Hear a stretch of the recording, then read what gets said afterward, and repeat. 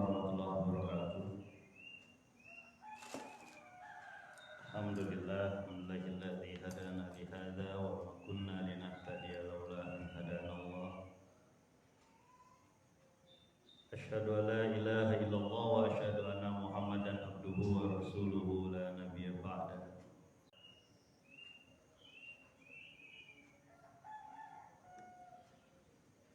Ayyuhan nas ittaqullaha haqqa tuqatih wa la tamutunna illa wa antum muslimun. Sadaqallah wa sadaqa rasul karim.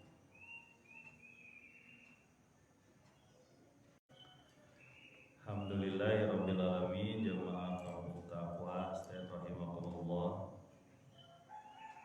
Pujian bagi Allah Subhanahu wa taala. Hari ini kita memulai melaksanakan kegiatan Shaum Ramadan. Mudah-mudahan Allah beri kekuatan kepada kita, baik fisik, mental, semangat, keimanan, ketakwaan, agar tidak menjadikan Ramadan sebagai bulan taubat, bulan pengampunan, menjadi sia-sia. Hadir orang-orang yang dipanggil Allah sebagai orang beriman, baiknya kita tidak sia-siakan hadiah ini, tapi kita optimal. Jemaah Kampung Taqwa Asnen rahimakumullah, Kampung Aspak dan Kampung Gunung Moti Wetan, serta teman-teman yang mendengarkan atau melihat siaran ini. Al-Ankabut ya, surat ke-29, masih di juz yang ke-20. Kemarin kita sampaikan bagaimana orang atau jenis orang yang diuji, tapi ketika diuji dengan kesulitan yang disebabkan oleh manusia, jadi tidak perlulah ada keimanan lagi. Tapi ketika datang pertolongan dari Allah Subhanahu wa taala, mereka mengatakan, kami bersama engkau, inna ma'akum. Jadi ketika ada keuntungan, ada sesuatu yang bisa diharapkan dari agama ini, dia menyatakan bahwa dirinya beriman. Model orang yang pemikirannya ikut kegiatan kalau untung ya. Mari kita lanjutkan di ayat yang ke-12 surat Al-Ankabut. Ayat yang ke-12 surat Al-Ankabut. Terima kasih Teh Siti dan keluarganya ya. Mudah-mudahan bermanfaat apa yang diberikan kepada kita insyaallah. Ayat ke-12 surat Al-Ankabut. Bismillahirrahmanirrahim. Wa qala alladziina kafaru lil ladziina aamanu ittabi'u sabilana wal nahmil khotayakum wa ma hum bihamilina min khotayahum min syai' innahum lakadzibun. Berkata orang-orang kafir, orang-orang ingkar kepada orang-orang yang beriman, ikutlah jalan kami atau agama kami atau cara hidup kami. Kami akan menanggung atau memikul dosa-dosamu, dan tidaklah mereka bisa memikul dosa-dosa mereka sedikit pun. Sesungguhnya mereka adalah orang-orang yang bohong. Nah, ini model ujian lagi.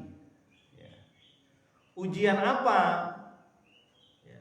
Kita tahu bahwa di surat Al-Ankabut ini adalah pernyataan dari Allah bahwa orang beriman pasti diuji. Dia pasti mendapatkan tes-tes untuk membuktikan bahwa dia mukmin atau munafik, atau dia ingkar. Nah, kemarin kita coba urut salah satu ujian diantaranya adalah kerabat, yaitu orang tua. Ujian kedua adalah ujian fitnah dari manusia, ya, penyempitan rizki, penyiksaan, ya. Kemudian penekanan, banyak fitnah dari manusia yang mereka sebagian orang malah takluk dengan fitnah itu sehingga menyatakan kalau perlu saya tidak perlu beriman. Tapi dia punya apa? Punya rasa ingin dapat keuntungan ketika ada pertolongan dari Allah Subhanahu wa taala. Itu yang kedua. Yang ketiga, apa fitnahnya? Fitnah ajakan dari orang yang kafir, orang-orang yang tidak beriman.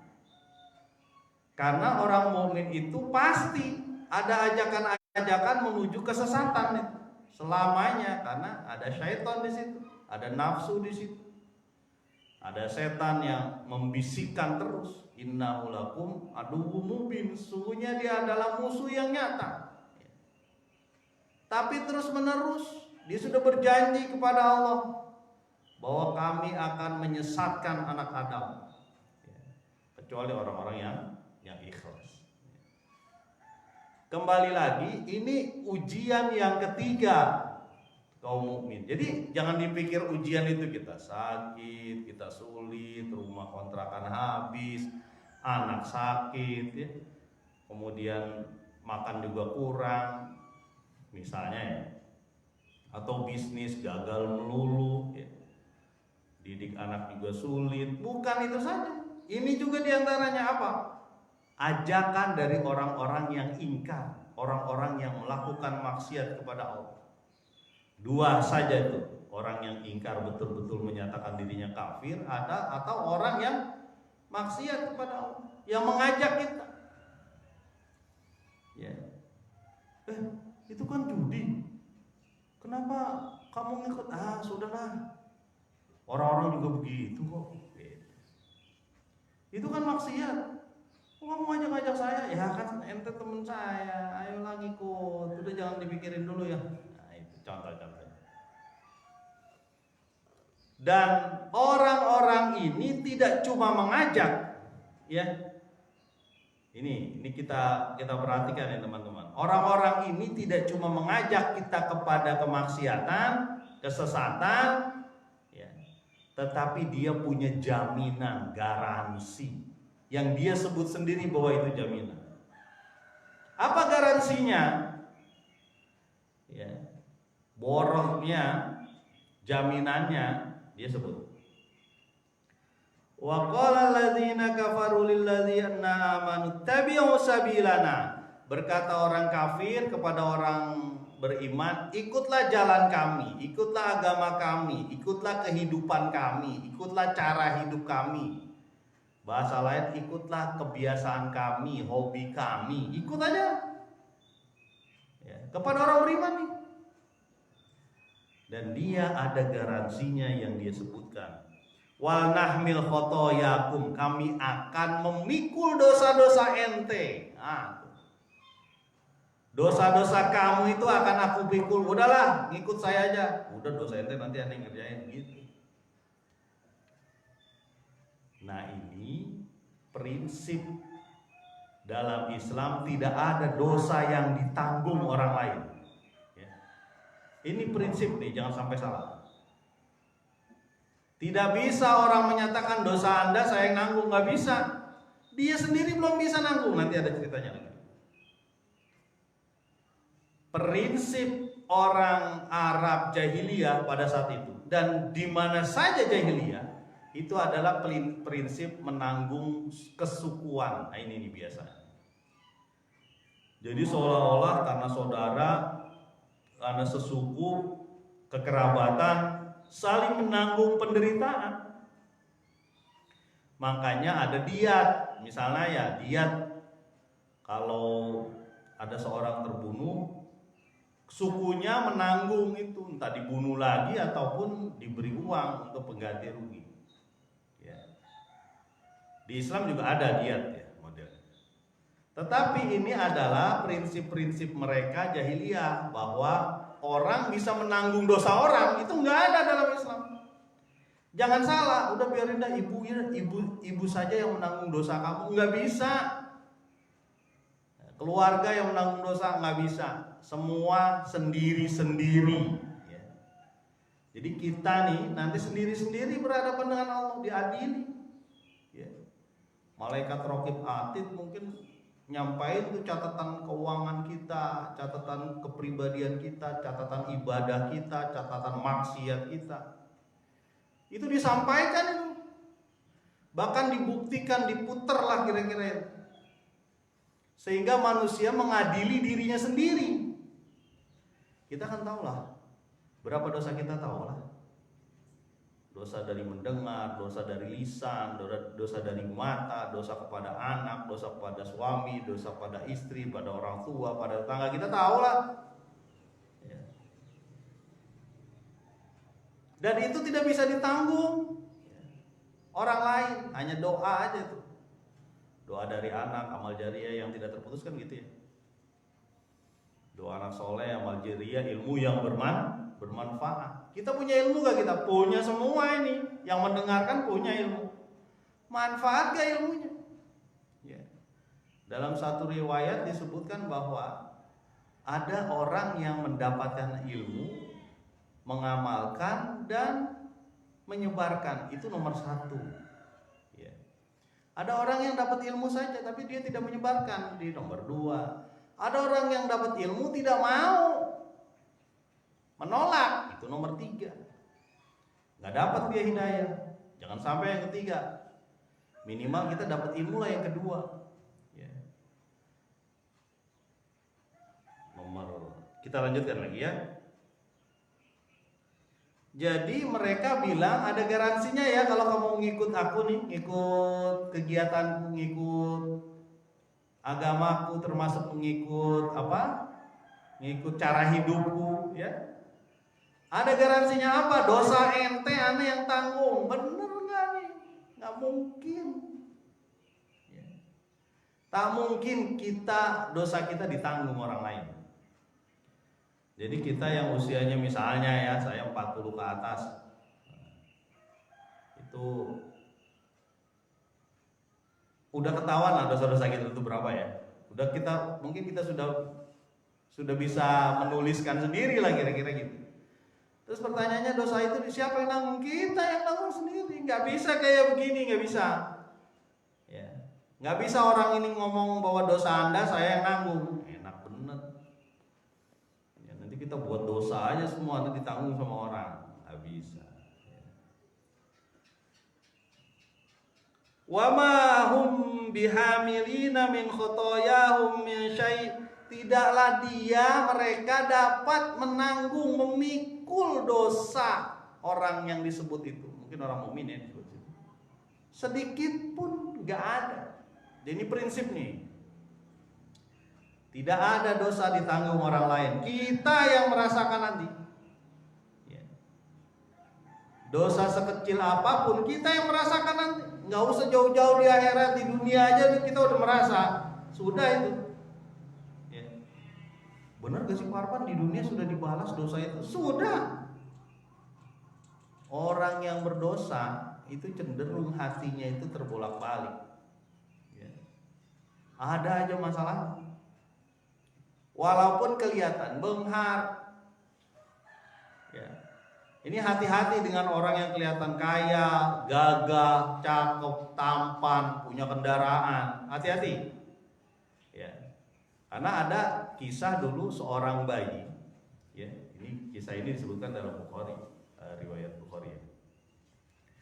Seorang bayi yang bisa bicara selain Nabi Isa, ada 3 bayi yang bisa bicara. Nabi Isa, kisah Juraij itu salah satu ulama di kalangan Bani Israel dulu. Ya.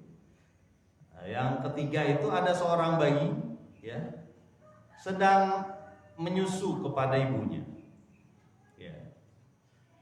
sedang menyusu kepada ibunya, lalu lewat pemuda ganteng, tampan, naik kuda. Kuda itu dulu kendaraan mewah ya. Datang naik kuda, tak tak tak tak tak, lewat depan ibu yang menyusui bayinya. Ibunya ngomong, "Ya Allah, jadikanlah anakku seperti dia." Ya, udah ganteng, kemudian naik kuda, berarti orang kaya juga ini, punya kuda hebat, bagus ya. Ngabuburit, salah ngabuburit, ngabuberang. Ngabuberang ya. Kudunya ngaji keluar subuh. Ada yang liatin tuh anak-anak Quran. Ya.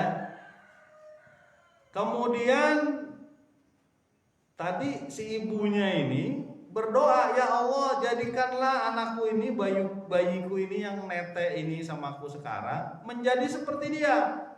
Menjadi seperti orang yang naik kuda, ganteng, wah kelihatan orang kaya, wah bagus lah gitu lah. Perawakannya bagus. Hebat."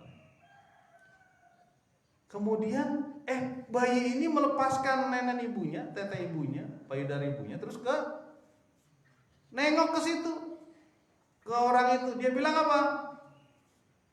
"Ya Allah, jangan jadikan aku seperti dia." Bayi itu ngomong, "Jangan jadikan aku seperti dia." Kaget juga ibunya nih orang. Apa? Bayi ini bisa ngomong. Ya. Setelah berapa saat datang seseorang perempuan yang digebugin atau apa ya, entah disiksa, entah diarak gitu ya, supaya ngaku bahwa dia pokoknya kayaknya hina itu anak perempuan itu. Kemudian ibunya berdoa lagi. Ini ibu yang lagi nenenin bayi. Apa kata ibunya? "Ya Allah, jangan jadikan anakku seperti dia." Jangan jadikan anakku seperti dia, jangan. Dina-dina, diarak orang. Ya. Bayi ini melepas payudara ibunya, melihat anak itu, gadis itu. Ya. Kemudian berkata, "Ya Allah, jadikan aku seperti dia." Ini bayi ini nih. Jadi bisa kebayang, ya, bayi itu ada 3 yang bisa bicara itu, yang disebutkan dalam salah satu hadis Nabi SAW. Di antaranya adalah bayi Nabi Isa, yaitu Nabi Isa waktu kecil, bayi Juraij, pernah saya cerita kalau nggak salah nih tentang Juraij. Kemudian yang ketiga, bayi yang sedang nenen kepada ibunya. Nah, ternyata hikmahnya adalah orang yang pakai kuda keren itu ternyata orang yang zalim. Ya, ada masalah di kehidupan dia. Makanya bayi itu mengatakan, "Saya nggak mau kayak dia." Sementara gadis tadi ternyata gadis yang dituduh mencuri padahal dia tidak mencuri, dia jujur. Nah, jadi kadang-kadang pandangan manusia itu memang mempesona, suka terpesona dengan orang. Apa contohnya?